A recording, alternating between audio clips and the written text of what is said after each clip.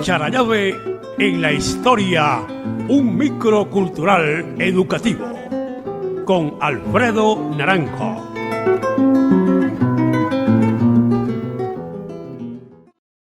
Hoy vamos a hablar de un tema que, si se puede decir, en estos tiempos casi nadie quisiera que se lo recordaran, y es algo relacionado con la muerte.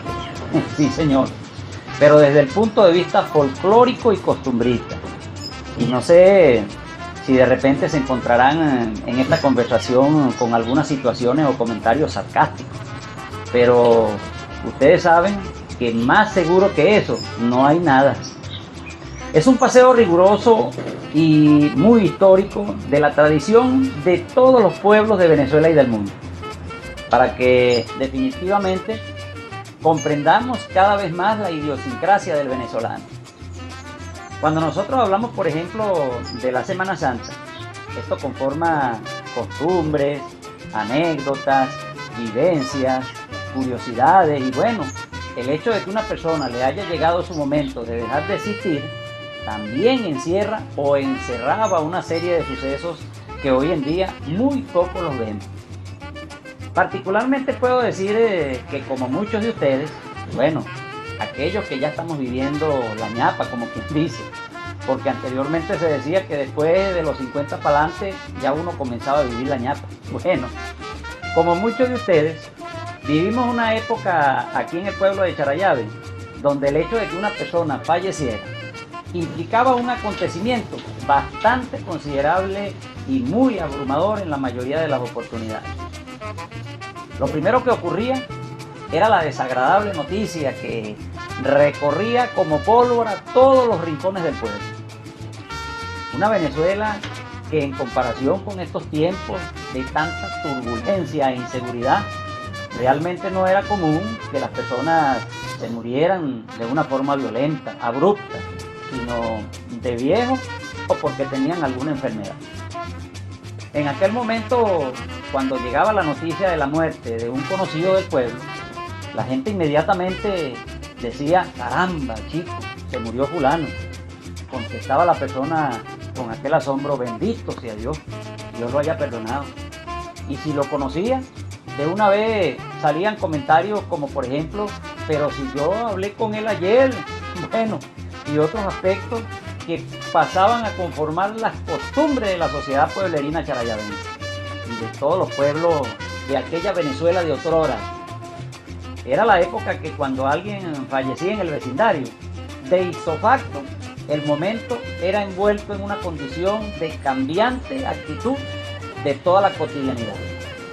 Había oportunidades que ni siquiera se podía levantar la voz, y si por casualidad en la casa había algún muchacho que, por su condición infantil, desconociera lo que implicaba el fallecimiento de una persona, porque no sabía.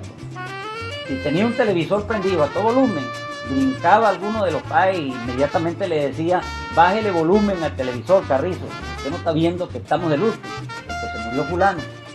Señor, eran valores que se mantenían en todos los niveles.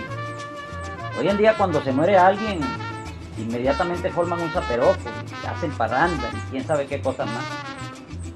Luego, cuando ocurría el velatorio en la noche, era costumbre que, mientras las mujeres en su mayoría se encargaban de los respectivos rezos para hacérselos al difunto, y también la entrega o repartición de la pasapalería, que incluía rolitos de queso, cigarrillos y chocolate, toditos en una bandeja, la hombrería se apartaba en los solares y las periferias del lugar donde era el velatorio a conversar y tomarse por ahí escondido unos tragos de ron o de alguna otra bebida espirituosa que ayudara a aliviar la triste faena del momento. Las conversaciones se conformaban en ese momento, eran de los hechos concurrentes generalmente, que siempre estaban relacionados al difunto, y las distintas anécdotas que lo rodeaban estando él de vida, cuando estaba de vida en este planeta. En los tiempos de antes, el hecho de que ocurriera la muerte de una persona en el pueblo era un acontecimiento donde la mayoría de las personas estaban presentes en ese velatorio. La mayoría de la gente del pueblo iba y se presentaba en ese velorio, y cuando llegaba el Al día siguiente, cuando tenían que sacar de su casa para comenzar con el cortejo fúnebre, a veces era un momento de intenso dolor para los familiares y para los amigos también. En el interín del proceso de la marcha del féretro, que generalmente se llevaba primero a la iglesia, recorría el trecho por las calles del pueblo desde que salía de su casa. Allí entraba en acción una cuadrilla de hombres, por llamarlo así, que siempre se dedicaban a cargar muertos y eran conocidos por eso. Eran cipotes consabidos en el pueblo por estar presentes en el momento de un entierro para meterle el lomo a la caja. Ese trayecto, cuando recorría las calles del pueblo, también tenía sus determinadas características. Era costumbre ver que cuando pasaba el cortejo, los negocios cerraban sus puertas, bajaban la Santa María, y quien estaba sentado al frente de su casa inmediatamente se paraba. Y si tenía un sombrero, se lo quitaba, en señal de respeto hacia el difunto que estaba pasando por ahí en ese momento. El arte de meterse abajo de una urna para llevarla en procesión incluía una coordinación perfecta que aquel que no sabía que algún muerto no podía en ningún momento meterse ahí. Era una marcha de zapateo que se escuchaba al unísono cuando los zapatos los batían en el macán.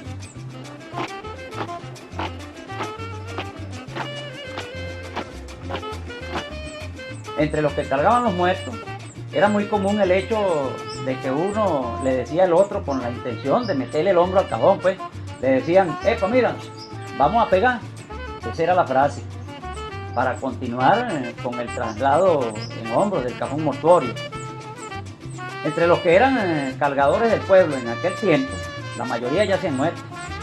Se puede nombrar del cementerio a don Germán Ríos, Andrés Carrasquel, Simón Guzmán, Gustavo del Piani, Agapito González también. De Chupulún estaba Rafael El Ronco Marrero, Ricardo Vega. De Barrio Juro estaba el señor Juan Torres, Hermógenes Arocha. De la Plaza Vieja, el señor Rafael Vicente Medina y su hijo Evelio, que todavía está ahí, Dios lo cuide. José Manrique, Teófilo Gutiérrez. De la Chivera, el difunto Enrique González, Luis Alberto Bello, Nicolás Hernández, y quien no se pelaba un entierro para meterle el lomo al difunto era el difunto Aníbal Otamendi.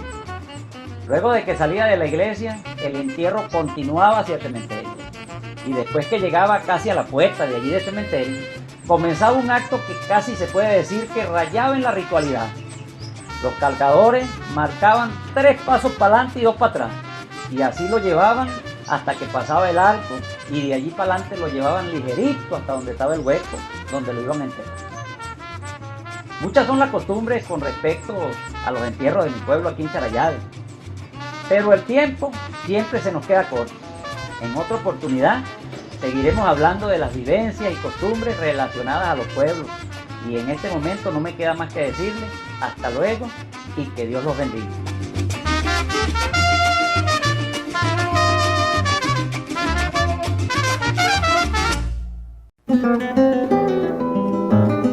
Charallave en la historia, un microcultural educativo con Alfredo Naranjo.